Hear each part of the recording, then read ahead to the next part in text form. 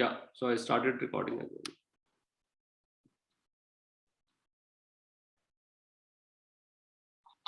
Okay. So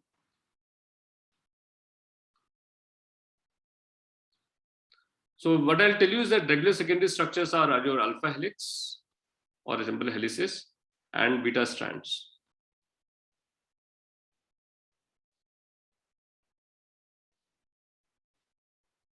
And irregular, I mean, let me not call it irregular. It's actually is a non-repetitive secondary structure. Let me write it again.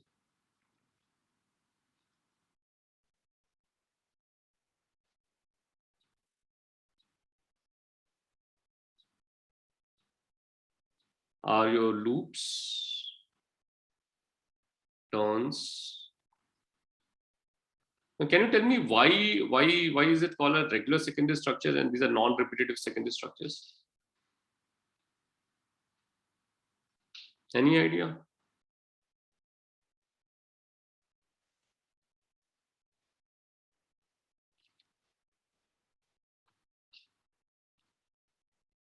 Do you think there's any regular pattern in alpha helices and the beta strand? Is anything regular which is happening?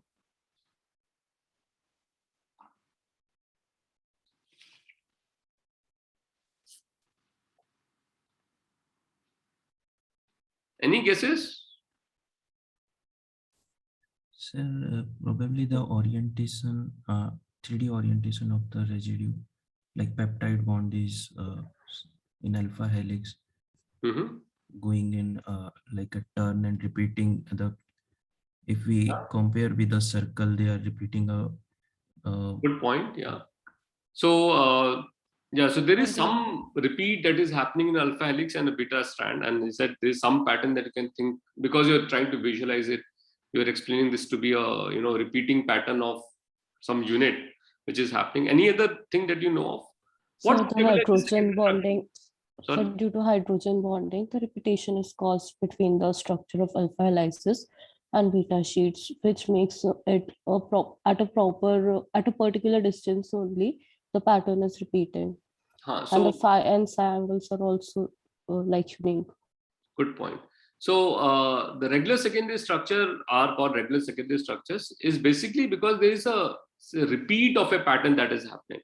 So the repeat of the pattern which is happening in alpha helices and the beta strands are, you can say, the phi psi angles, which basically is a confirmation, or which is the other which defines the alpha helices and beta strand are the hydrogen bonding pattern. So the helices and the beta strands have a pattern of a hydrogen bonding, and that's the reason they are called a regular secondary structure. On the contrary, your non-repetitive secondary structure do not have this pattern. Loops could be any conformation. I mean, doesn't need to follow any particular type. And the turns also make one single repeat, and they are kind of non-repetitive structure. So let's look at properties of alpha helices. This is something which you have, I said you have done multiple times, but we'll try to simply recapitulate and then try to see whether you understand all the types of helices that are known in protein structures. So what are different type of helices do you know which are known to occur in protein structures?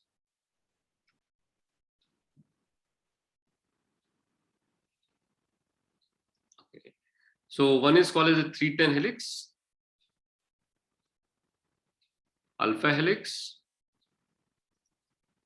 and other one is called pi helix. So let's look at the pattern. What I will do is I'll kind of make a table, and I'll also share these details in a slide later on. So we can say what is the hydrogen bonding pattern? What is the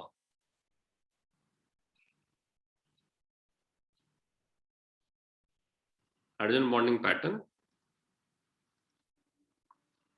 Then you can say what's a rise per turn and number of residues per turn. What is the hydrogen bonding pattern that is known and which defines helices? Let's look at alpha helix, which you are kind of more familiar with. So what is hydrogen bonded in alpha helix?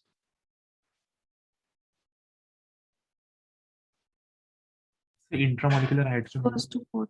So it's a main chain that is involved in hydrogen bond interaction alpha helices. And the backbone, if you look at the backbone, there are two, you can either have hydrogen bond between, that's the only thing which you can have hydrogen bond between CO and NH, right?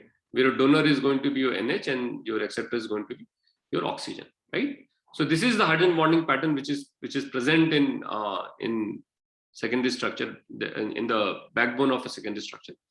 So what is hydrogen bonded to what in alpha helix? NH to CO. Correct, NH, and that's correct. But then how do you define alpha helix? There's a pattern which is up. So is it CO of I is hydrogen bonded to NH of I, or is it CO of I plus 1 is hydrogen bonded to NH of I? Is anything that you remember?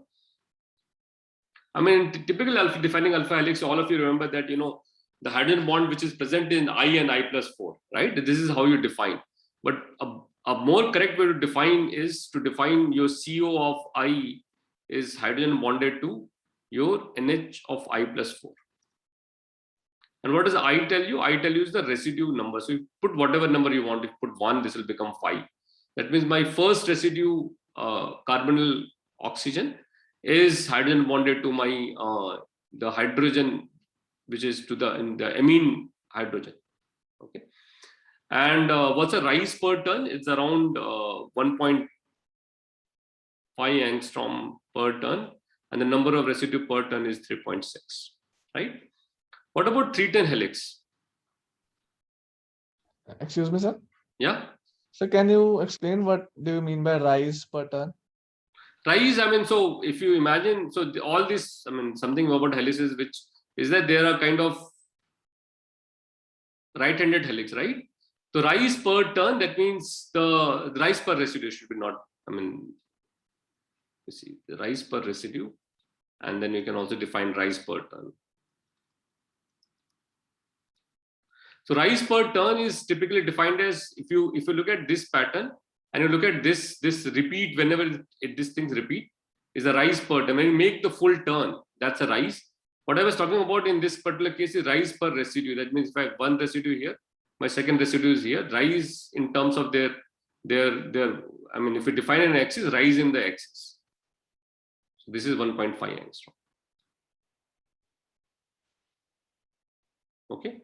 So this is rise around 1.5 angstrom. The rise per turn is you can multiply this, and this is 5.4 angstrom per turn. Okay. What about hydrogen bonding pattern for 310?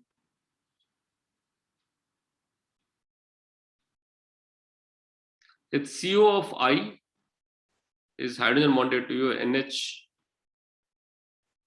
I plus 3, and rise per turn is around 2 angstrom. And the number of residue is around 3 residue per turn. Okay. And for pi helix, this is COI NH I plus 5, and this is around 2 angstrom rise per turn, and the number of residues roughly around 4.4 residues. Now, why is it called 310 helix? Anyone remember? 10 residues are involved in forming a one turn. Sorry, Number of residues. No, number of residues wouldn't be 10, right? So let me make this, and then let me make the backbone, and then become clear what it is. So NC alpha, C double bond O, NH, C alpha.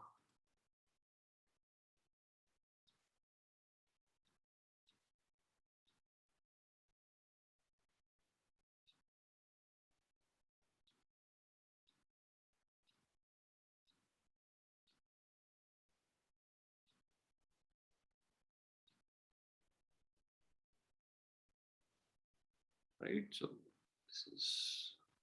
this should be NH C alpha, C alpha. So if I put my this to be I, this is my, this is this, I plus 1, I plus 2, I plus 3, H, I plus 4.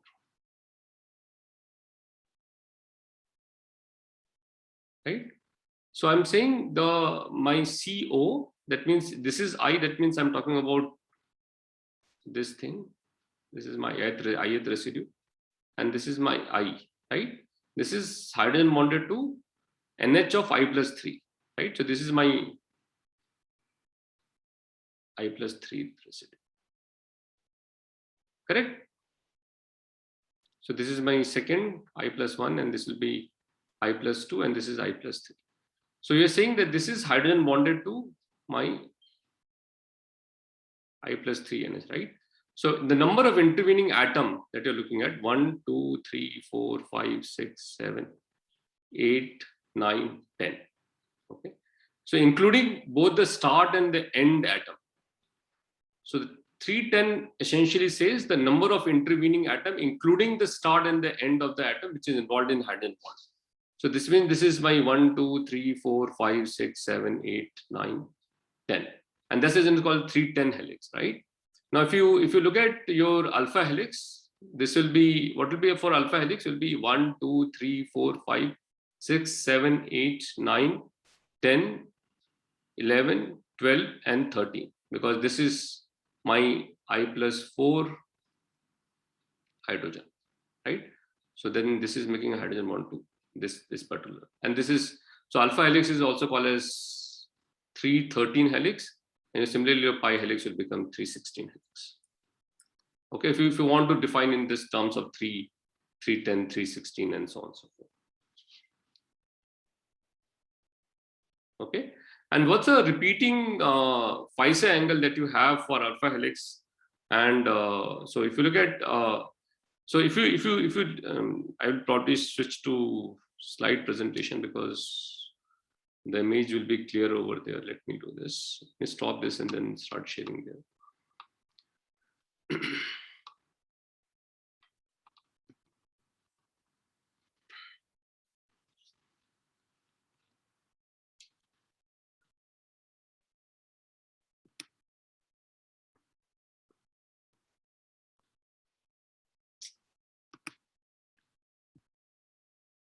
Sir, Yeah. 310 is called as 310 because the bonding is between I and I plus 3, isn't it? No. It's a number of intervening atoms that are there between the two I and I plus, between the ith and I, CO of I and NH of I plus 1. That's called as a 310 helix. The number of intervening atoms that you're looking at. I mean, if you do not digress from the backbone, that's the reason it's called 310 helix. It's not because an I. I'm asking the significance of 3, not 10. Okay, so initially what was defined, so this is what they were defining. So even before the Linus Pauling had defined these 310 helices, there were other attempts to define what kind of regular unit repeats that can be present if there is a hydrogen bonding pattern. So the 3 part that you're looking at is the initially when it was defined for 310, it was 3 residues which were involved in the hydrogen bond interaction. But that's where it is used. I mean, later on, then people started defining for 310, 316, and so on. But that's the only significance that is known for 3. Apart from this, is nothing else.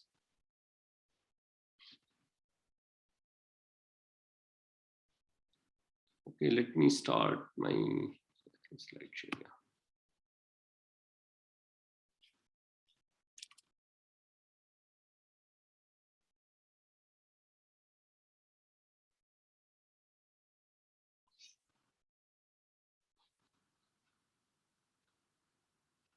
This we have already discussed. I mean, so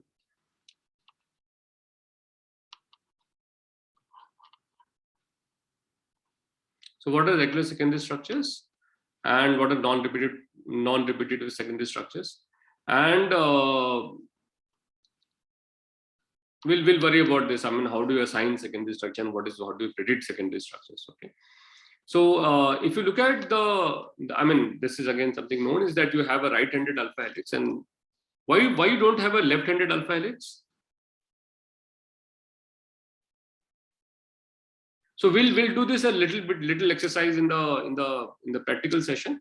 Is that one of the reasons that left-handed alpha helix doesn't exist is because if you take L amino acid and trying to make a left-handed alpha helix, the backbone C beta and the carbonyl oxygen of the both nearing amino acids will get into a clash. In one case, the distance is around 2.5 angstrom. Other case, distance is close to 3 angstrom, and that's the reason that with L amino acids, left-handed conformations are restricted. However, you do have left-handed conformation if the side chain can make a hydrogen bond interaction. So, for example, asparagine can make a can form a hydrogen bond and can allow a left-handed conformation.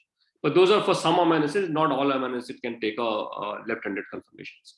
So these are the different representations of what you see is different representations of alpha helices, and it shows different views. And one thing which you probably see is that the backbone alpha, the backbone hydrogen bonds are kind of hidden away from the solvent, and there's a projection of the side chain which happens a kind of engulf the central main chain. Now, why is it this important? Is because what happens is that one thing which is there in protein structure is that every single backbone amine and carbonyl group should be satisfied with respect to their hydrogen bond interactions. So either it can be in the main chain, for example, this is how the hydrogen bond gets satisfied, or with respect to solvent, but it has to be satisfied. Otherwise, they kind of always remain make it kind of unstable system. So what you have is that if you see this carefully, I mean, there's very little way that solvent can try and approach the main chain carbonyl group and the amine group. And because of this, what happens if you look at I had mentioned that you are looking at COI and NHI+4 hydrogen bonding. So the initial 3 residues, this amine group, okay, kind of remains unsatisfied in terms of hydrogen bond. Now, there is certain preferences of amino acid that happens, whose side chain can make hydrogen bond interactions will be preferred in the very initial start of an helix.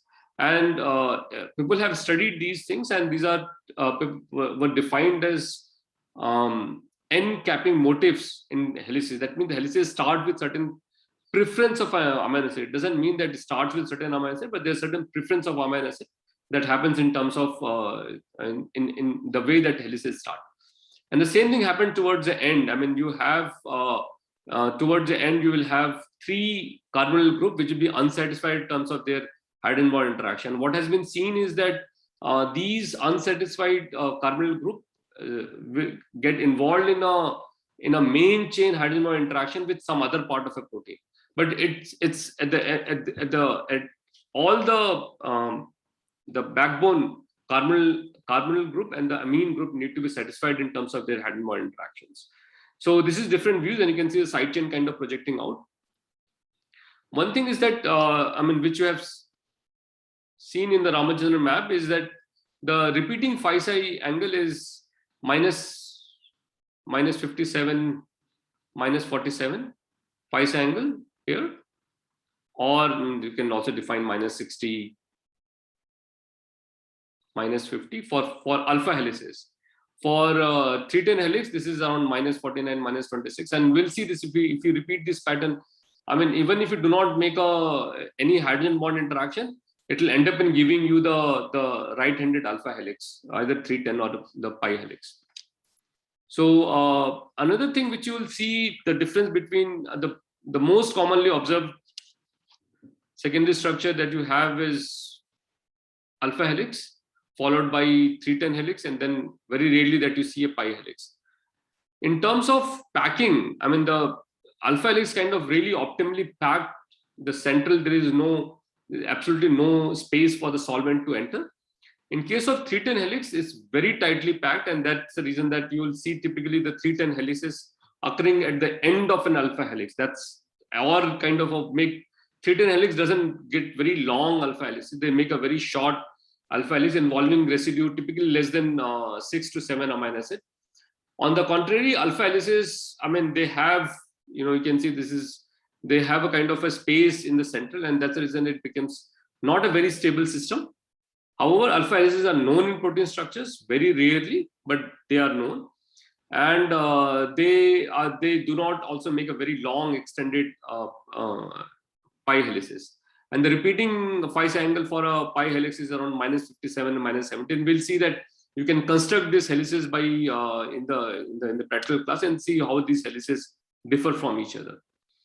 Then, so this pattern we've already seen and discussed about this. What are the different rise per residue and number of residue per turn and rise per residue, and this is the pitch, that is how many, what's the length in terms of the displacement per turn. That's the number which is mentioned over here. Okay, so this I'll probably switch to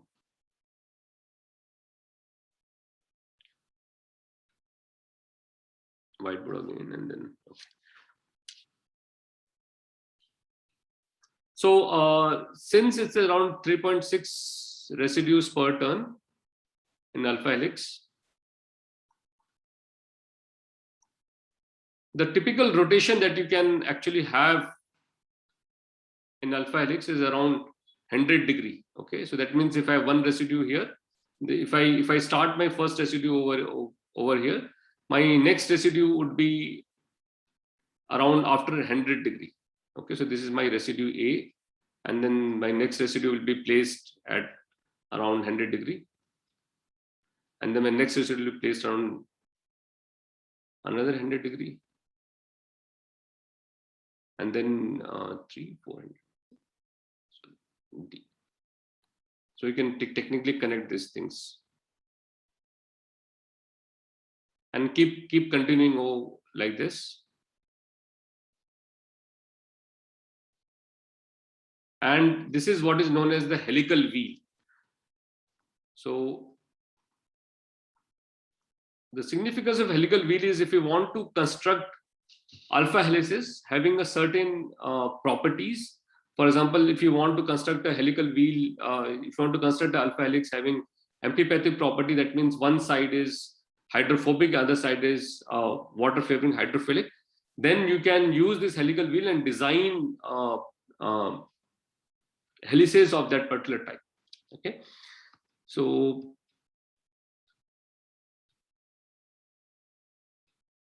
this is what is represented over here. You can basically make this helical wheel and then kind of pick up one side, want to make a hydrophobic, and the other side make it a hydrophilic. And this is also known to occur in protein structures. The side of the helix which packs against the protein is typically is completely hydrophobic, whereas the side which faces the solvent is typically hydrophilic, and this is what is shown also over here. So another thing which is known in alpha helices, which you probably would have heard multiple times, is that proline is helix breaker, right? Proline is actually not a helix breaker. Then proline, because of its inability to form a backbone hydrogen bond with its NH group, it kinds of gives a kink to the protein, to the helix. It doesn't really break the helix. However, because of that nature, it was defined in as an helix breaker, but it only causes a kink, and this is just a representation for this particular thing. So if you have a proline, it will cause because it cannot make a hydrogen bond, NH backbone hydrogen bond. It will give a kind of twist to the helix, and it really it's not really breaking the helix in any sense. So in fact, proline also kind of makes helix by itself. I mean, it can make a polyproline type 2 and type 1 helices, which are structures which are known to occur in proteins. So moving on to the beta strands. So this is just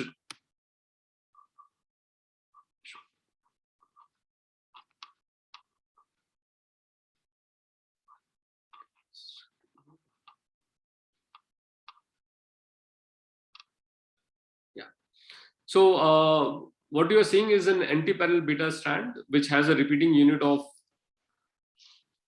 a repeating phi psi angle of minus 139 minus 135 plus 135 lying in the second quadrant of Ramachandran map. And in this case, in the anti-parallel beta strand, you have a irregularly placed hydrogen bonds. You have one which is narrowly placed hydrogen bond, and then there is a widely spaced hydrogen bond.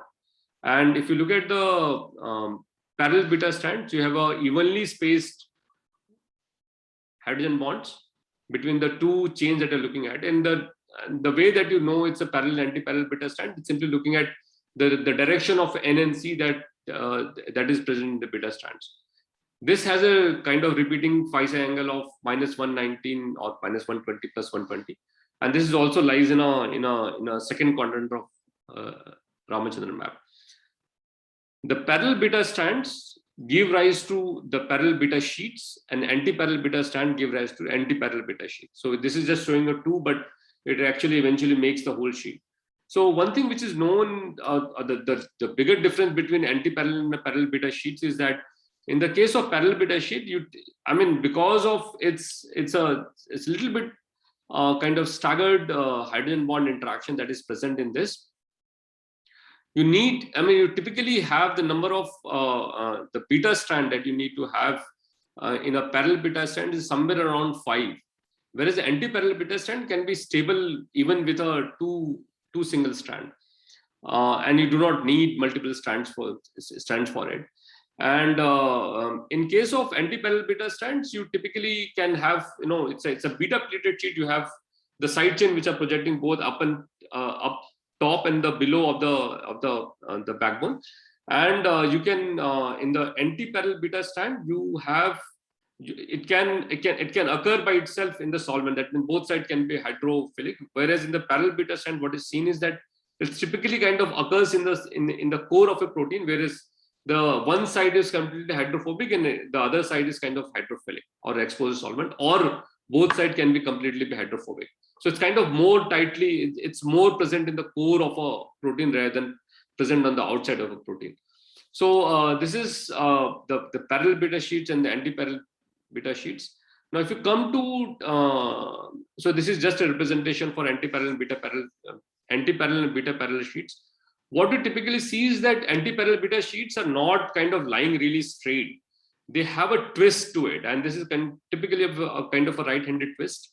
And if you think of it, so there are multiple, there is no one clear reasoning why do you have a twist in these beta strands.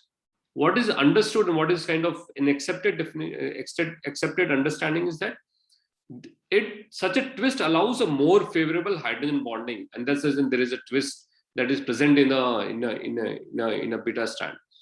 Apart from there are alternate reasoning, but that's not very kind of accepted reasoning in the literature. But in the most twisted beta strand that you see in a protein known as WD40 repeats, where it starts with one strand, and by the time you come to the third and fourth strand, it has completely gone by 90 degrees. That's kind of twist that it can have. That means it can have very, very large twist that can be present in the beta strand.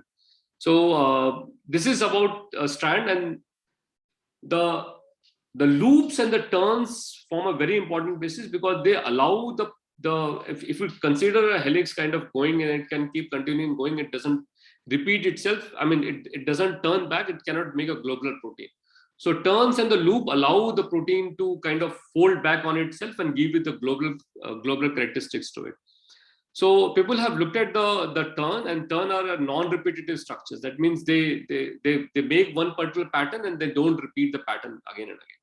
So there are various types of turn that are defined in the literature. So you have turn. This is the most common turn, which is known as the beta turn.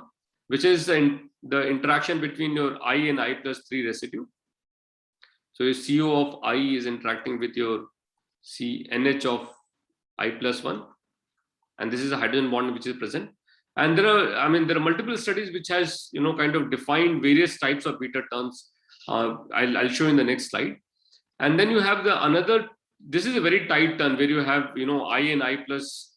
You have I and I+1, CO of I and NH of I+1, which is an extremely tight turn that you can think of. And but this is not really known, very infrequent turn known in literature. Another common turn which you can see in beta strands is this gamma turn, which is between I and I+2, CO of I and NH of I+2. Okay, and then the other turn, this is alpha and gamma turn, not so commonly known. So in early 70s, the beta turn was defined theoretically, not looking at the protein structures, and there are various types of beta turns were defined. And so this is just listed. I mean, this is just for your knowledge. I mean, so you can look at various types of turns that are known, and they because of the requirement of I and I+3 making a specific interaction, hydrogen bond interaction, the Phi angle space of I and I+2 become highly restricted.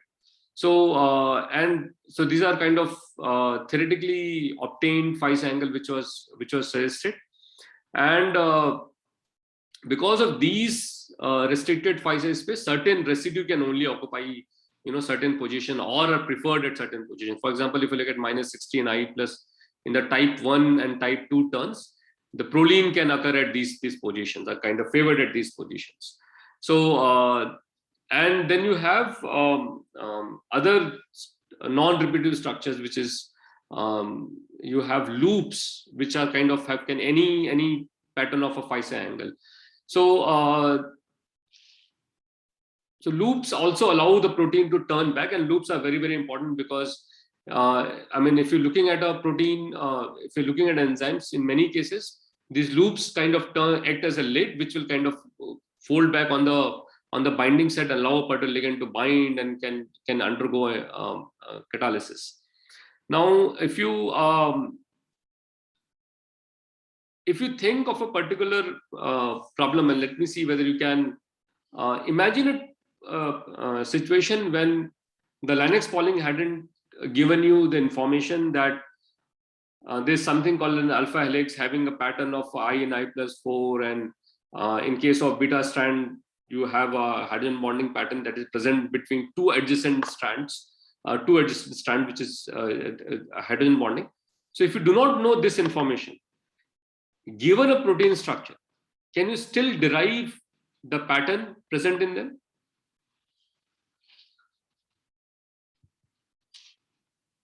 Anyone, can you tell me whether this is possible?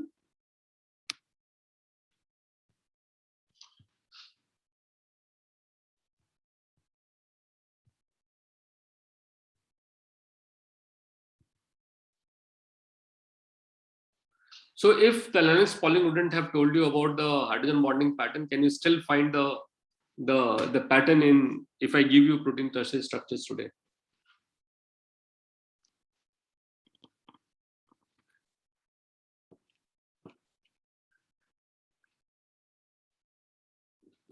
So can you please repeat the question? So if I give you protein tertiary structures today and and suppose you do not know of any of these secondary structures, you do not know that there are alpha helices or a beta strand in a protein, and then I hand you a structure and say, can you tell me what is the kind of pattern present in this structure? Is it possible?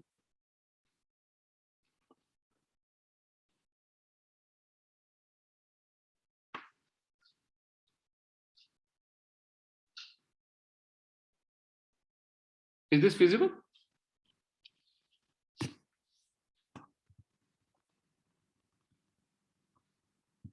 No, sir. No? Anyone want to try? Oh, yes, sir. How can you do this? Like the techniques that we use to determine the structure of a protein, diffraction, it shows a particular pattern. Like what is that pattern that may be not known, but we can predict that there is some pattern. Yeah, no, pattern, you can find it out. I mean, that if you look at the structure, you're probably able to see it. My question is, if I hand over your structure to you, can you find a pattern present in them? Because I'll come to why I'm saying this in a moment. So what you can do is you can, I mean, just imagine that you can,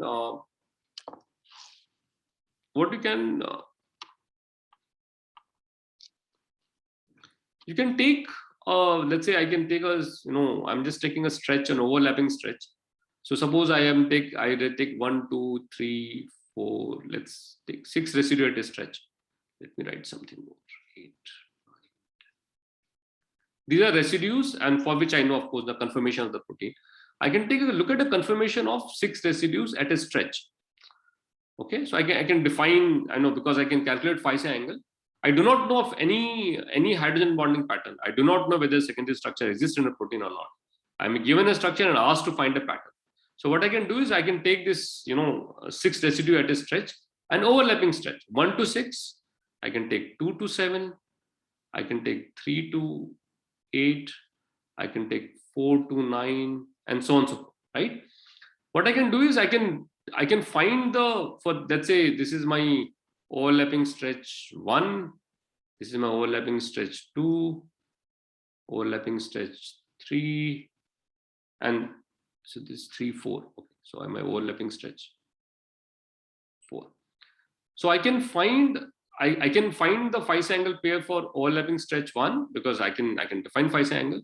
I can do for same for overlapping stretch 2, 3, and 4. And then I can find the difference in the hydrogen, difference in the phi psi angle of overlapping stretch 1 and 2, right? Head-to-head distance, head-to-head difference. Same I can do for overlapping stretch 2 and 3 and 3 and 4 and so on. So I can do all against all comparison. And then, so if you think of a helix, right? So in a helix, you have a repeating phi psi angle, right? So if there are two, if you break the helix into 2 segments and then looking at the repeating phi psi angle, the difference in the phi psi angle of these 2 repeating units will be very, very small, right? Because they're kind of repeating unit. Of course, not every single phi psi angle do not repeat by exactly the same value, but something very close to it. So that means even if I do not have a structure, I can compute the phi psi angle of a stretch of a protein and compute the difference in the phi psi angle, and then can tell you whether such any pattern exists or not. I cannot define alpha helix and a beta strand, but I can tell you whether the pattern is present in a protein structure or not. Now, why I'm saying this? In today's time, when you're trying to look at intrinsically disordered proteins, right? IDPs and intrinsically disordered regions. There also, nobody knows what kind of secondary structure exists there. I mean, it's completely, random structure, what is known in case of intrinsically disordered protein. People solve structure, people solve using NMR, people predict structure for these intrinsically disordered region, but nobody knows the pattern what is present. Now, if you think of this particular approach, then even though you do not know any pattern in the case of intrinsically disordered protein, one can actually start finding patterns in protein structure using a very simple information of only the backbone Ramachandran angles, and that's all you need to define, the patterns. So this kind of, simply offshoot of what you can do with the Ramachandran angle, even if you do not know the, any hydrogen bonding pattern or anything known about the protein structure, you can still start defining patterns and can later on study and talk more about that particular pattern that you're trying to study. Okay. So what I will do is I'll break for 15 minutes now, and we'll reassemble at 10:45. Okay, and we'll worry about. So as of now, we have only looked at the different secondary structures. Now we'll worry about, given a XYZ coordinate, how do you define these secondary structures? How do you identify these secondary structures? Which is we'll see is not as straightforward problem as one can think. I mean, that means the definition can come to head on with each other and can, give rise to interesting problems. Okay, so we'll stop for another 15 minutes and I can take some questions if you have from the part which I just covered. Any question that you have?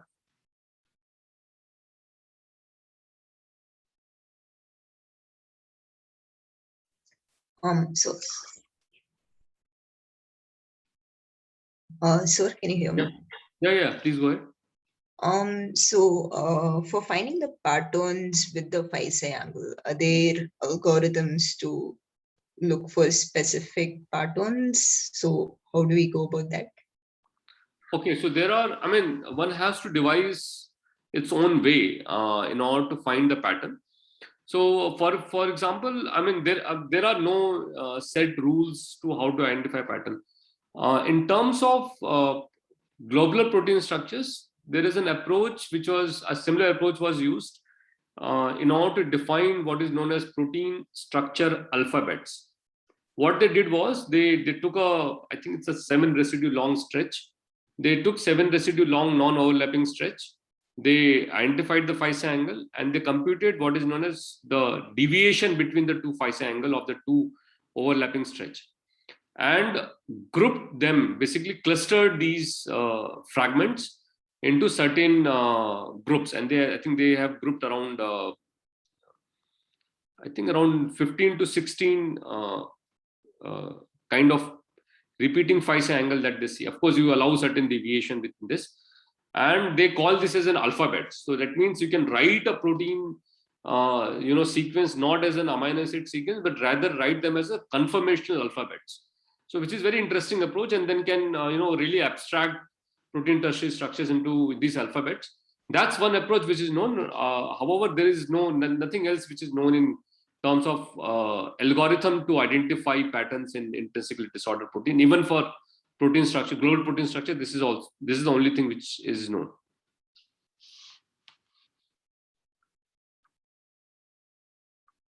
Anything else? So what techniques are used to determine the intrinsically disordered proteins? What is the structure to determine the structure of intrinsically disordered proteins? See, the problem is the intrinsically disordered protein. One of the biggest problem is it doesn't crystallize, right? Because the protein is so floppy. So people typically use NMR methods to determine structure of an intrinsically disordered protein or intrinsically disordered region in a protein. The problem there is, again, it's a very floppy. That means the structure that you get is not one structure, but get an ensemble of structure, extremely large number of structures, typically run the in the order of 1,000 or 2,000 different possible acceptable conformations with a kind of distance that they identify in NMR spectroscopy experiments. So you cannot determine using X-ray. It can only if the protein crystallizes that you can determine using X-ray. Okay. So once you have a tertiary structure known, then the problem was how do you identify where is the secondary structure? And this problem is what is known as secondary structure assignment. And this is, you need to distinguish it from secondary structure prediction. Okay. So this is called secondary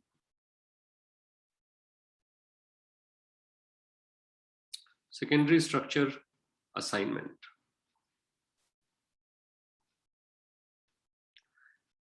So what is secondary structure assignment? Given a tertiary structure, experimentally determined, how do you find where are the secondary structures? Okay, and what are different type of secondary structure a particular structure has? So this is an assignment problem and not a prediction problem. So we'll see this in some minor detail. Is that what the prediction is? In the prediction, what you're doing, you given a sequence, you're trying to predict the secondary structure. So early on, there were methods suggested by Kabash and Sender in a very seminal piece of work. Kabash and Sender had given a method known as DSSP, which is Dictionary of Secondary Structure of Proteins. Dictionary of Secondary Structure of Proteins. Many times people also say the definition of secondary structure of protein, but actually it's called Dictionary of Secondary Structure of Proteins. So they treated the the backbone carbonyl hydrogen bond between amine and the CO group as an electrostatic interaction, and they wrote a energy function in order to define the interaction strength between the CO and NH, right? So you have CO and it should be hydrogen HN, okay, and then they wrote an energy function.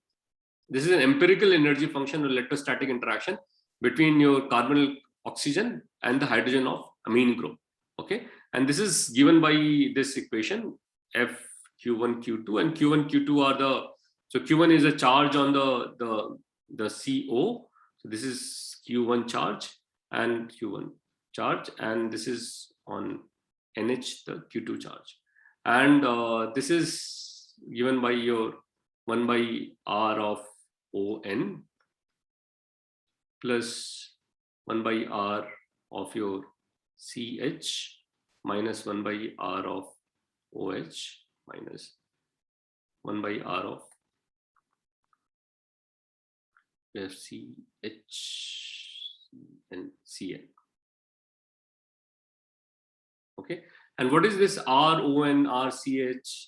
These are the distance between your oxygen and the nitrogen atom, between carbon and hydrogen atom, and similarly between oxygen and hydrogen atom and carbon and nitrogen atom. So these are the ROH, simply distance between these different atoms, and these are constant. So I think Q1 is around plus 0.42 and Q2 minus 0.42, and Q2 is around plus 0.2, and F has a value of F has a value of 332. And this you can, I mean, this you don't have to remember, but this is just to tell you about how they determine the energies of the hydrogen bond interaction.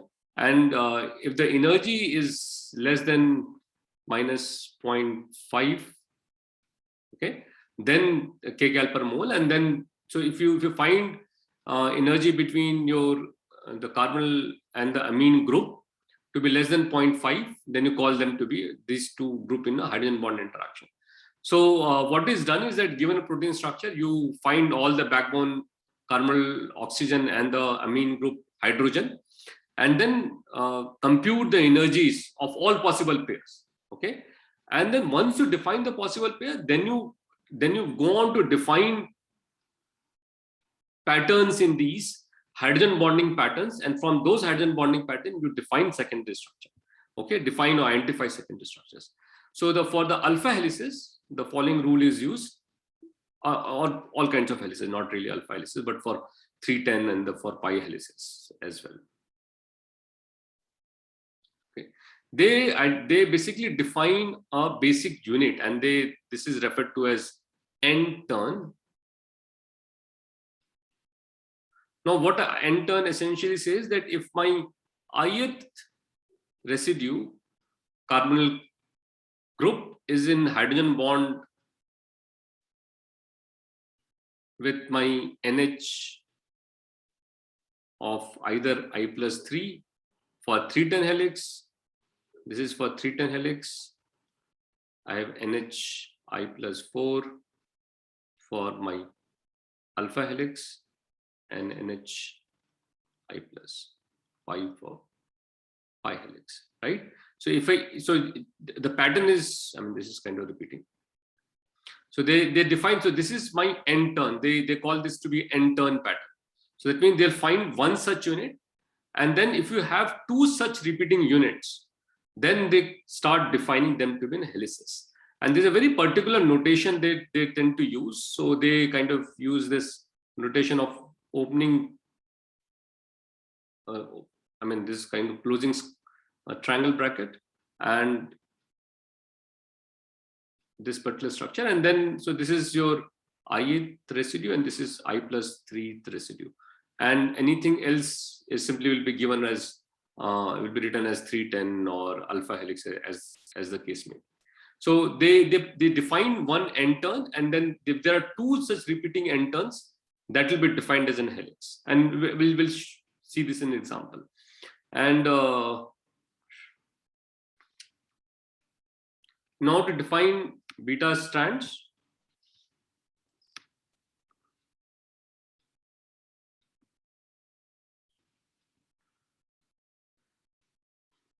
So for beta strands, they define what is known as parallel bridge and an anti-parallel bridge. Okay, so parallel bridge and anti-parallel bridge. So this is also a kind of repeating hydrogen bonding pattern. So let's look at, I mean, what will happen if you have a parallel beta strands. So if I write this as N C alpha C double bond O NH. I'm just trying to write a hydrogen bonding pattern in case of a parallel bridge. So how will it look like? H C A C double bond O.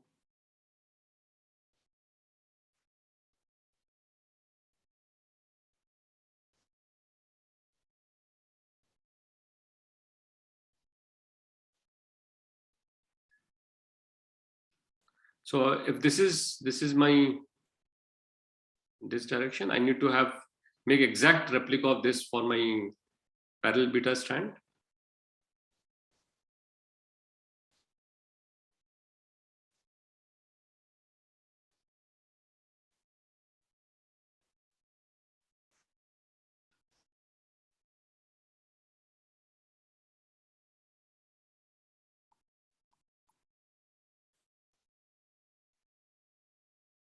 Okay, and if you look at the hydrogen bonding, so let's label this. So this is my ith residue, and this is my I minus 1, and this is my I plus 1, and I'll call this as a J. So this is my jth residue, then this is my J minus 1, and this is my J plus 1. So if I have to find a hydrogen bonding pattern for a parallel beta strand, so for parallel beta strand, they simply call it as a bridge, as a minimal unit. So if you look at it, I mean, you have the ith residue making a hydrogen bond to my, this is my 1 residue, J minus 1 residue, right? And this is making a hydrogen bond to my J plus 1 residue, right? So for a parallel bridge, you will have a pattern which will be I making a hydrogen bond interaction with J minus 1 and ith residue making an interaction with J plus 1. So if you have one such pattern identified and they need minimum of 2 such repeating hydrogen pattern in order to 2 such repeating parallel bridges in order to define a beta strand. And for anti-parallel beta bridge, and this I kind of leave to exercise for you. This is I and J making a hydrogen bond interaction and J and I making a hydrogen bond interaction. Okay, so if you have a pattern which is present like this, then you define that anti-parallel beta bridge. And if you have 2 such repeating units, you call them to be a parallel beta strand or anti-parallel beta strands. So that's what is used in DSSP in order to identify the major secondary structures, alpha helices and beta strand.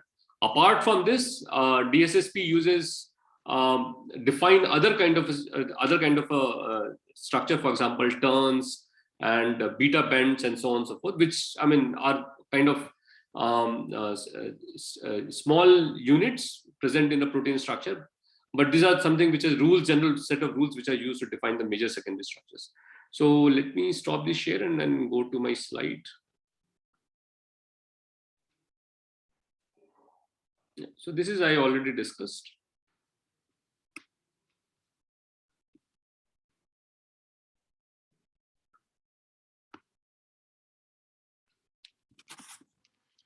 So this is the rule in order to define whether a hydrogen bond exists or not. This is the turn which I just discussed for my parallel bridge in 3 turn and 4 turn and the parallel anti-parallel bridges. So let's look at one such output. So this is our DSSP output, and what you see is this is a kind of start of a 3 turn helix, and then if it is a 3, that means intermittently all are making hydrogen bond interactions. And then so what is done is that they basically list out which NH and which CO is making hydrogen bond interaction, and also the energies are also listed along with it. Okay, so and this is the first part is to what residue is making an interaction. This is -4 that means I'm kind of going backward in terms of my notation. So I'm saying my I plus 4 making an interaction with ith residue. So that means this is my 0th residue making interaction with -4 and so on and so forth. And O is this kind of making, and this second is my energy. So the 0.5 was a cutoff. So you can see this is -1.7, -1.3. And so they basically list all possible residue for which it can make an interaction. So and this is how the notation looks like. But you can pretty much you do not have to read this notation per se, but they kind of, for every single structure, that's how they write it out. And then using the rules which I just described, they basically define turns into helices and so on and so forth.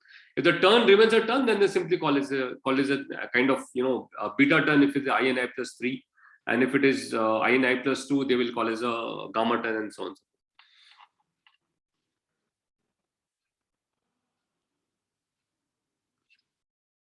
Okay, so apart from this, apart from major secondary structure, they have also defined other kind of a structure. For example, this thing called a bend.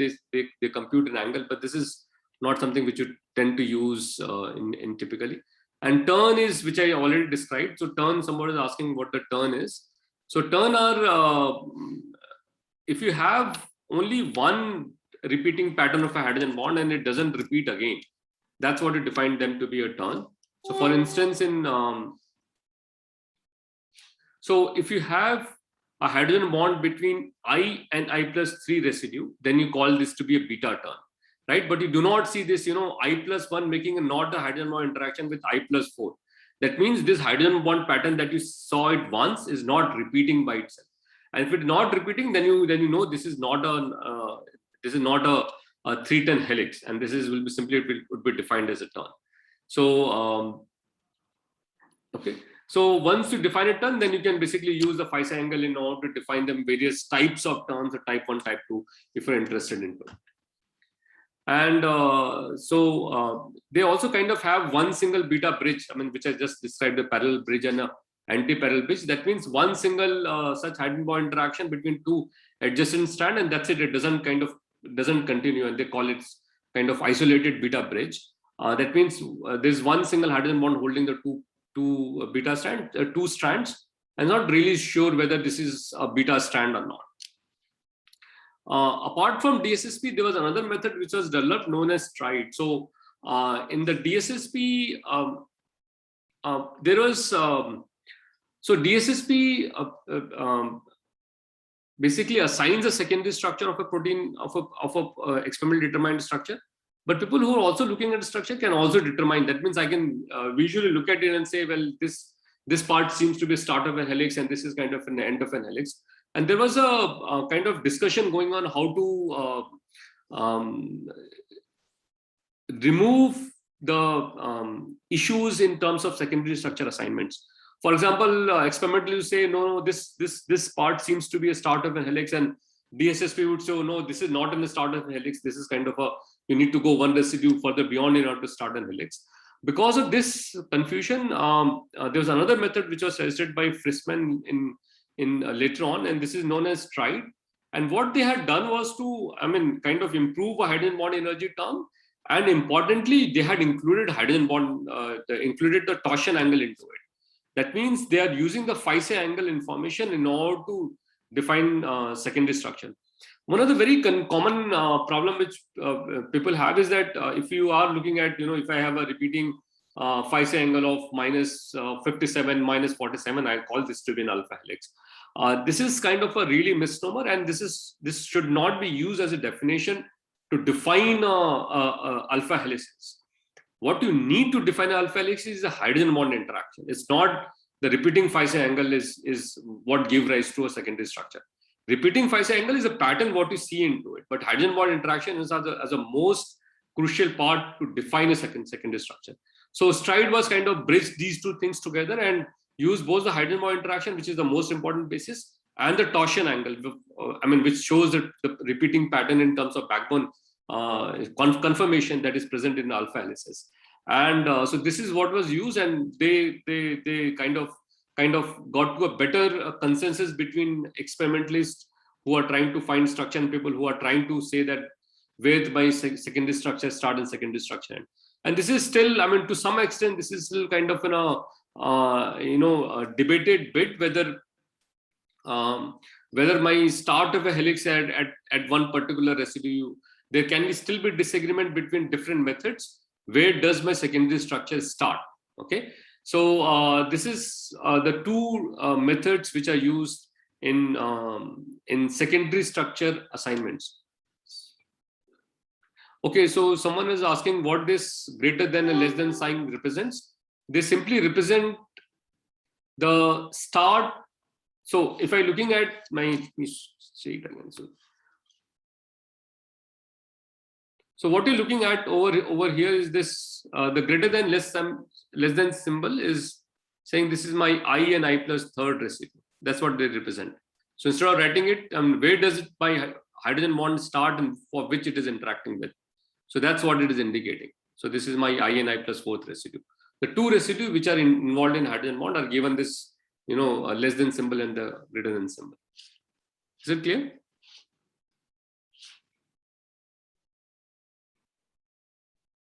Okay, so there's something very interesting about beta strand. I mean, it's pretty much, if you think of beta strand, it's not very interesting structure as alpha helices because of the properties of alpha helix. For example, alpha helix has a partial dipole because of arrangement of all the you have CO lying in one particular direction and then NH facing in one particular direction gets a partial charge. And because this partial charge, you can have binding on metal ions at one of the end of an alpha helix, preferred binding present in the alpha helix. Beta strand if there's something very interesting property that you can think of in alpha helix and beta strand. Let me go to the slide to my whiteboard. Yeah.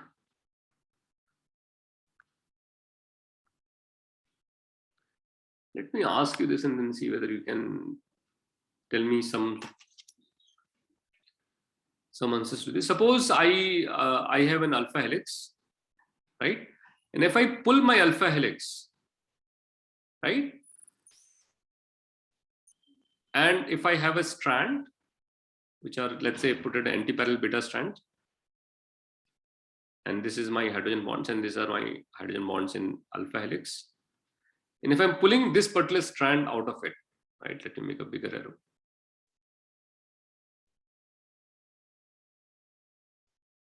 And this is one end of helix, and I'm kind of pulling this up. Okay, and these are hydrogen bonds which are stabilizing this alpha helix, which would require a larger force.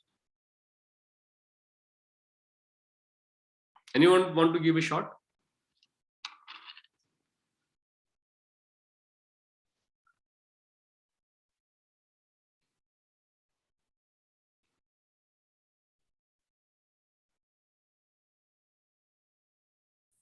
Sir, beta sheet.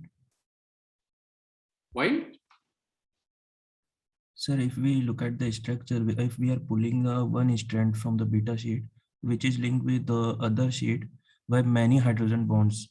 But in alpha helix, if we look at the strands in helixes, helixes are linking with the hydrogen bonds, but the number between two kind of circle are not that much that in the sheet. Okay, I drew it for the sake of it, but the number of hydrogen bonds probably be, for the same length, number of hydrogen bonds in case of alpha helices will be more than in case of what we see in a beta strand. So it's very interesting that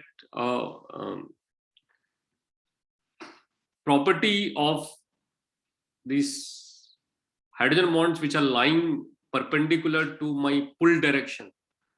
Okay, so when you're pulling in this particular direction, these hydrogen bonds kind of act as an anchor to hold the beta strand and do not let it go. However, what happens when you're pulling a alpha helix, these hydrogen bonds are lying in the same direction as the pull, and they kind of unwind faster, and they really do not kind of hold it so strong. So the reason that, so the answer is correct, that when you're trying to pull a beta strand in this particular direction, the perpendicular arrangement of hydrogen bond will basically kind of give a restrictive force to this particular pulling, more that is compared to the parallel hydrogen bond which are lying in the direction of the pull in case of alpha helices. And why this becomes important, that is, in many proteins which are involved in the mechanical function, these beta strands give an unusual strength to the protein. One of the example is silk.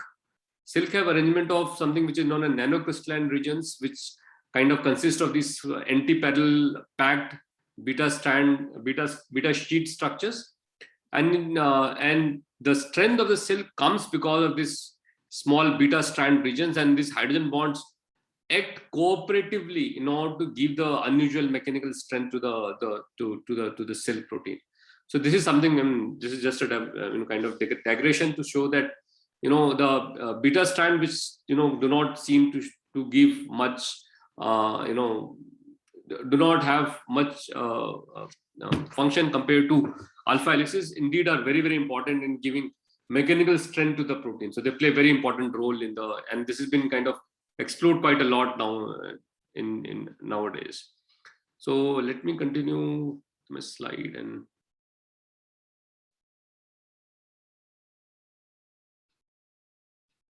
okay, so these are the two secondary structure assignment methods. One is the DSSP and the other is STRIDE, and you can use either one of them depending upon what your preferences are.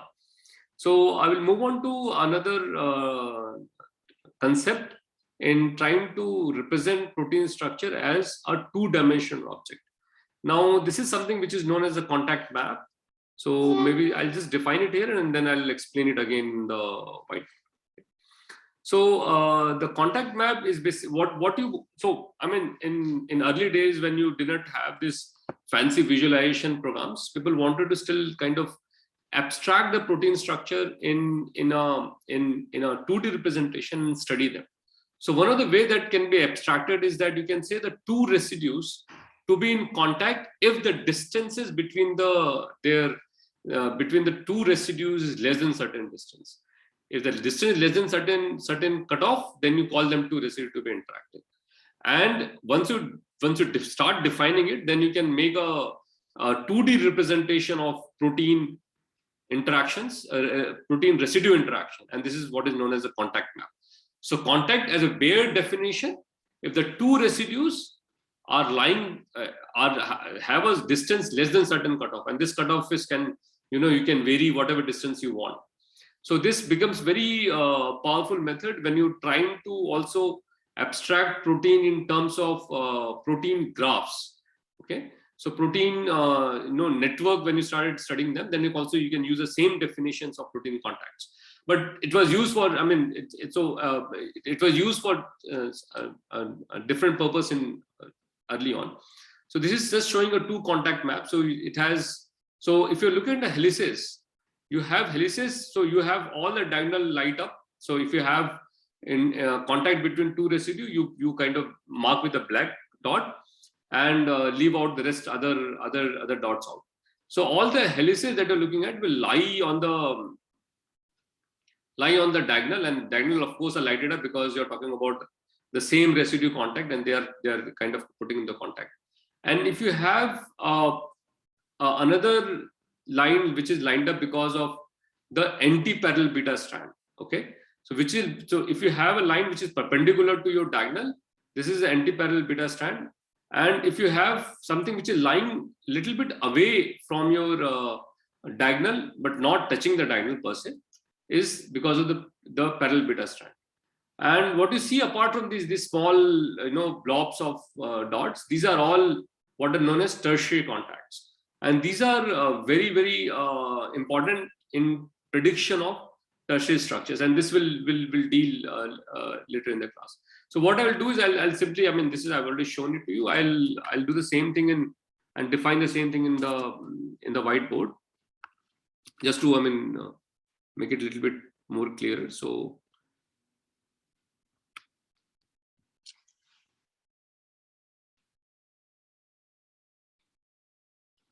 contact map tells you about what residues involved in interaction with each other. So what you're doing is you're trying to find what you do is you take a distance between any two C alpha atoms, your I and J residue C alpha atoms. You find the distance between them, which is Euclidean distance. And if this distance between residue I and J is less than, so if the distance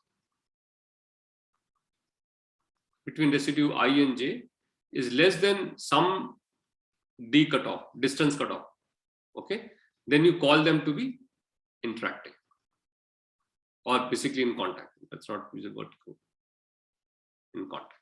Okay, so you say if, essentially we're saying if distance is less than distance cutoff, then you call to be in contact. Otherwise, you simply give a value of 0. So what the way that you do this, these contact maps are that you take a, you basically make n cross n matrix. Okay, so this is my residue 1 to whatever, let's say residue 20, and this is my residue 1 to 20. Okay, and you, of course, what will happen is that if my I and J are, if I and I is equal to J is equal, if I is equal to J, that means I'm talking about the same residue. Then of course, the distance is 0, and they are of course are interacting. That means all my diagonals that I'm looking at and will become 1. And basically you can say they're in contact. So instead of trying to represent right in contact, I can give a value of 1. So if they're in contact, I give a value of 1. Otherwise, I give the value of 0. Okay. So I will say 1. That means I'll represent them by a filled dots. Okay. So my diagonal will light up. This is not perfect diagonal, but anyway. So all the residue on the diagonal will light up. And if I'm looking at my I and I plus 4, let's say if I'm looking at I and I plus 4 residue interaction, then this is my 1 and 5 residue, 2 and 6 will be interaction, 3 and 7 will be interacting. That means 1 and 5 residue will be interacting, which will, let's say if I make 1, 2, 3, 4, 5. So this will be interacting. So 1 and 5 will be interacting. And then 2 and 3 will be interacting. So what will happen for the helices? It will lie very, very close to your diagonal and not very away from. The scale is not great, so that you cannot really see this. So my helices will line up on close to diagonal.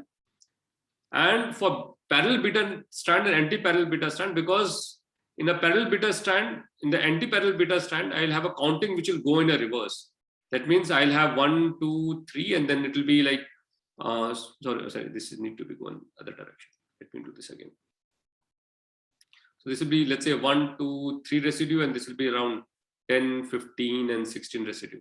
So what will happen because of this? You end up in having line which will go in perpendicular to your diagonal. Okay, and for parallel beta strand, this will represent your anti-parallel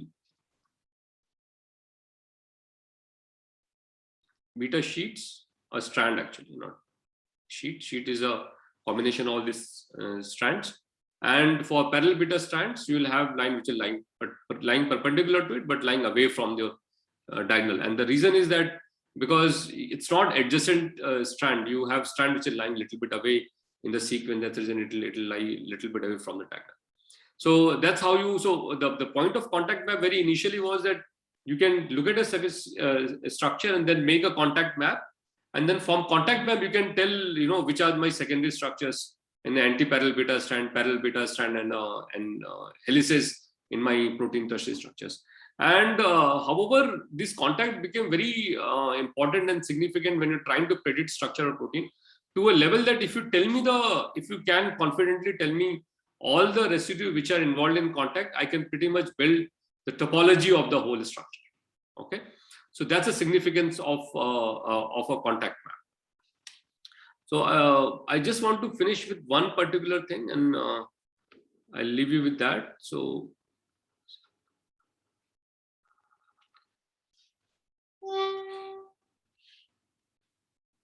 I think I probably, here it is. So have you heard of domains in case of protein sequences? Do you know what domains are? Anyone?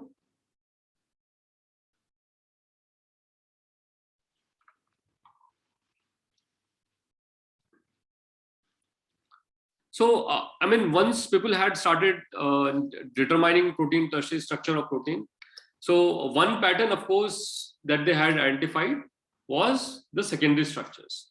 Now, these secondary structure kind of give rise to something which is known as super secondary structures, which you have heard of it. Something known as a helix turn helix, EF hand. So these are super secondary structure, which is a combination of secondary structure. There's something else that you can define, which are known as structural domains, is a compact region of a protein which can fold by itself, but not really, one cannot prove it for sure that it can, really, it is a minimum folding unit, but it has a compact unit. It looks like one compact structure. And then what you will have is that these compact units can occur in other structures also. It's not only occur in one particular structure, and it doesn't really reoccur. And the pattern, not really that particular exact structure, but the pattern of that particular arrangement of secondary structure. So this is what is known as the structural domains. But the concept of domains had come, in other contexts also. For example, you can define a functional domain, and this is kind of a very loose definition, because you can, for example, a lot of people used to do this experiment early on, is that you can take a protein, chop it off, and see whether the protein can function. And if you can find a state in a particular state when the protein wouldn't function, then you call that's a minimum region of a protein which is required for the function of protein. So the functional unit, what is a functional domain? Functional domain is a minimum region of a protein which is required to carry out the function of a protein. That's a functional domain. The same thing was what similarly defined for folding domain. That means the minimum region of a protein which is required for it to fold stably is called as a folding domain. In case of sequence domain, it's not really is associated with the function, but more with the conservation. So the minimum region of a protein sequence which is conserved in various species. Okay, that's what is known as sequence domain. So have you heard of any sequence domain databases which harbor such information? Anyone?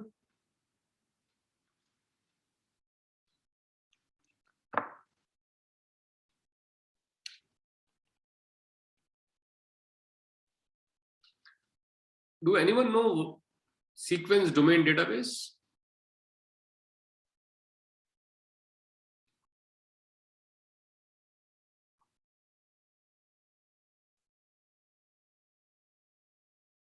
So PFAM domain. Very good. So PFAM domain database is one of the very well-known proteins, called protein family database, PFAM database, which is a sequence domain database.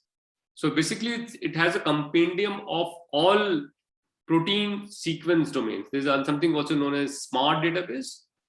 Now, why these will become very popular and very useful was you could use these domain and identify domains in other protein sequences, and depending upon what domains these your sequence has, you can start predicting the function of a protein, and that's the significance of identifying sequence domain. So structural domains was not necessarily for function alone, because structural domain is, among all the possible definition, structural domain is one of the definition which is kind of defined much more formally, which is a very clear way to define a structural domain. So what you have in a structural domain definition, as I said, it's a compact region of a protein. Okay, that's what the basic definition that it starts with. And so let's look at it. And then there's a very specific word that I have used, is kind of, it consists of a contiguous segment. Okay, and I'll explain this in a moment. I think I'll probably have it. So okay, let me explain this, what this contiguous segment means. So, for example, if you and this is known in case of G alpha protein.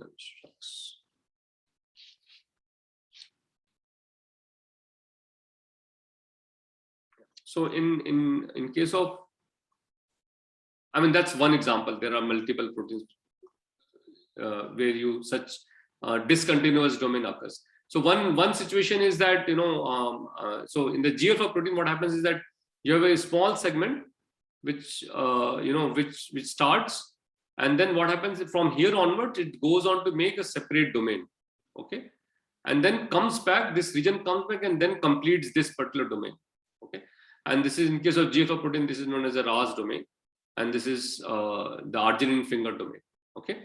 So so if you look at it, I mean, this domain that you're looking at, this compact part of a protein which you're trying to see, this compact part of protein consists of two different segments, one this segment and second this segment. So that means my structural domain can consist of discontinuous segments. So and this is kind of a continuous segment. So this consists, so one domain consists of continuous segment, this is a discontinuous segment, and the discontinuous segment kind of can be not 2, it can be any higher number, it can be 6, 7 in some of the cases. So so the in once you have protein structure, what you're trying to determine is kind of a compact units in a protein. So for example, just making this up, so you have this kind of, this is one compact unit, this is another compact unit, this is another compact unit. You identify these domains, and then once you identify these domains, not only you can, I mean, so these domains will see what, I mean, how do you define these? Once you define domain, what do you do with this? What you can do, I mean, so you have these regions defined, and once you pick up these regions, you can use them for classification of proteins, and this becomes very, very powerful way to analyze protein tertiary structures. So there are 3 databases which kind of put this information in. I mean, the third one, which you're looking at, the FSSP domain database, which is now kind of no more existent. The 2 primary databases which became very popular was, one is called a structure classification of proteins, and other is called CATH, class architecture topology and homologous domain. So how do you define domain in the case of SCOP and CATH? In the CATH, they arrange them in a hierarchical order, okay. So that means once I define a domain, then I can define various categories of this domains. For example, I can look at a domain and ask the question, what's the secondary structure content of it? Is it all alpha helical? Is it only beta strand? Is it, some alpha helix, some beta strand? Is it kind of repeating unit of an alpha or beta strand? And that's what I define to be a class of a protein, okay, in case of SCOP. So this is what is known as the class of a protein, which I just described.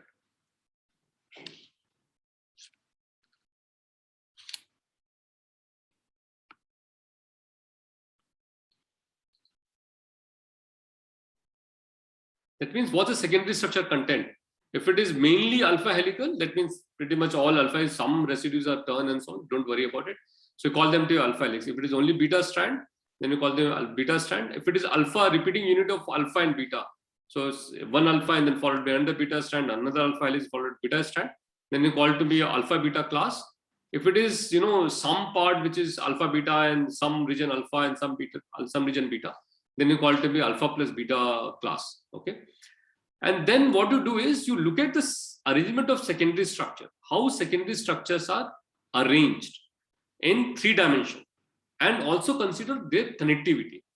And if you use it, so what you can take is that you can look at 2 domains, okay, and then if the 2 domains share similar secondary structure arrangement, okay. For example, I'll show a case. I mean, case of a hemoglobin in a moment. So the 2 structures have exactly similar arrangement of secondary structure in 3-dimension space. Major secondary structure, not every single secondary structure, major secondary structures. And also, they also maintain the connectivity is also the same. Then you call them to belong to the same fold. So you take a domain, you look at 2 domains, and then you compare the 2 domains by looking at secondary structure arrangement, also the secondary structure connectivity. Then you call, if they share this, then you call them to be a fold. And if the 2 proteins that you're looking at it also share a common possible evolutionary ancestor, that means you can suggest maybe they are involved in the same function or have a very similar catalytic mechanism, then you call them to be a superfamily. And if they have kind of high sequence identity between the two protein sequence, then you call it to be a family. Someone has asked a question. Okay, so this alpha / beta class is, suppose I have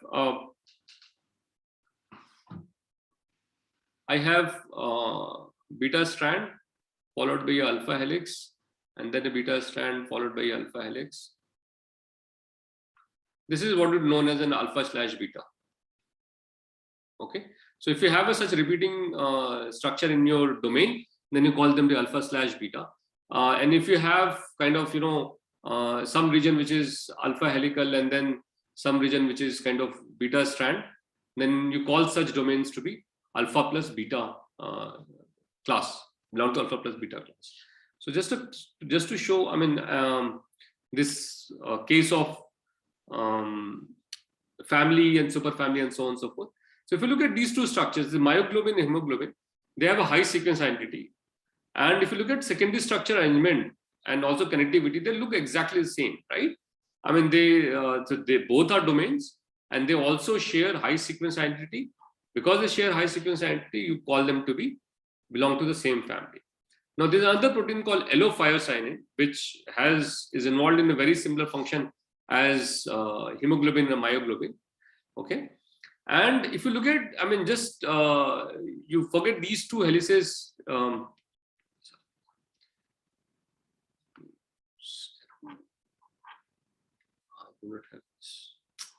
So you just do not consider these two helices for a moment. I mean, just kind of ignore them. So if you look at this basic structure, these three helices and these two helices at the back, they look exactly something very similar arrangement. I mean, you have this helices followed by helix which goes back. So this helix goes back, comes back, make this helix, connects here, and then make two at the back helix. Same way it goes, this helix goes back, comes up, right? And then, I mean, through another helix, not exactly the same, and then makes another two helix at the back. So in terms of secondary structure arrangement, in terms of arrangement, they share very similar topology. Okay. The topology essentially means the arrangement of secondary structure that you're seeing on arrangement in 3 dimensions shape. Okay, and they also share a similar function. So that's it, they belong to the same superfamily. Now, if you look at the globin, I mean, this is a globin fold. So this is another protein which belongs to this particular fold called succinate dehydrogenase. Now, if you look at, I mean, it's not every single unit is exactly the same, but the two helices that you're looking at the back remain something very consistent, and the arrangement of the two front helices are also very similar. Okay, and this belongs to the same fold. So this is okay. So this 4 domains from 4 different proteins belongs to the same fold. These 3 proteins share the same evolution and species. They belong to the same superfamily. These 2 proteins, myoglobin and hemoglobin, have a high sequence identity among them. They belong to the same family.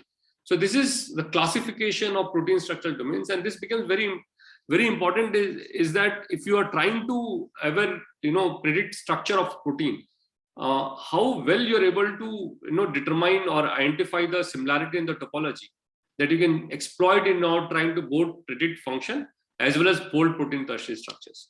So the other database that you have, the CAT, which is class architecture, topology, and homologous superfamily, has a very similar definition, except they differ at one point, is in terms of so in fact, I mean, this is very interesting history from that point of time, is that the SCOP was being developed by Alexei Murzin, which he put it out in 1995.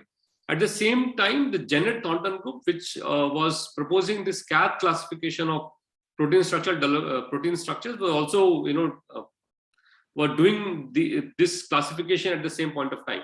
So and they basically kind of converged, and both were from group in Cambridge, and both converged to very similar definitions. Now, in order to make it a bit different than SCOP, CAT introduced another level of classification, which is known as architecture. Now, architecture is exactly the same thing as fold, except they do not consider connectivity between the secondary structure. That means I can have, for example, I can have, packing of beta strand, and you forget about any connectivity between them. You simply, define different arrangement of secondary structure, and you do not consider their connections, how secondary structures are connected to each other. Then you call them to belong to the same architecture. So the number of architecture, because secondary structure can be, are known to be only, can be packed in a certain manner. So the number of architecture that you can actually see is very limited. I mean, the number I mentioned 30, but it's actually more than this, somewhere around 40 to 60 different architectures which are known to exist in protein tertiary structures. The definition of topology is exactly the same as fold. That means you look at secondary structure arrangement along with the connectivity is what is defined as topology. If you can identify some level of defining evolution relationship, then you call them to belong to the same superfamily. So the classification of protein. So the first is you take protein structure, you define domains. Once you define domain, then you group them. Now this classification, you can think something very similar what you do for, let's say, classifying plants or classifying animals, right? You define them into their kingdom and so on and so forth. There are different classes that you define. Same way is done for protein tertiary structures. That means if I have two proteins belong to the same superfamily, I can probably say they will belong. I mean, if I can do, if I can predict the superfamily of a particular domain, then I can tell you what function that it can be involved in, kind of restrict the function space. So that's where it becomes something very useful. In protein function prediction and protein structure prediction, the protein structure classification becomes extremely handy. So this is another thing that you should be aware of when you're trying to look at protein structure analysis. So for example, if you give a protein sequence, we'll say, how many sequence domain does it have? What are the different functional sequence domain? If a protein structure, the question can be asked is that how many structural domain does it have, and what are the different, depending upon the what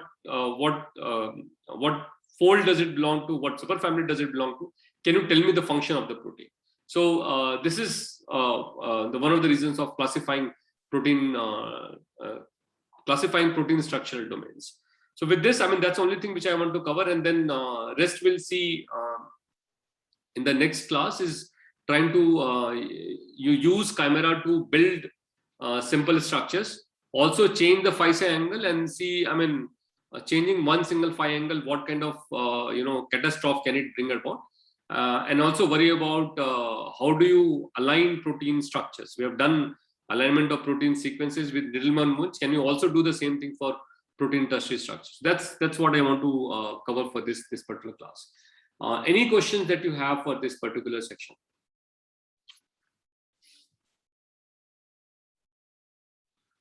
So I'll be sharing the slide